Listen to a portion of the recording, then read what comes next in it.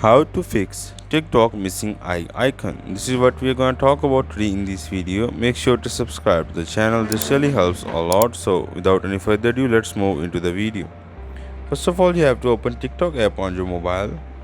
And the first thing that you want to do is you have to go on inbox option. And by going on new from TikTok, and over new from TikTok, you have to read the feed that if somebody is basically telling you or TikTok has sent you a message that eye icon has disabled or not. If there is no message over here, then you have to go back from the TikTok and you have to go on Play Store and make sure that your TikTok is updated. As you go on TikTok and look over there, I have the option of update. Now if I update it over here by clicking on update option, then the eye icon will come back. If it doesn't come back like this, then I have to go back on the option and long press the TikTok app and I have to go to information option.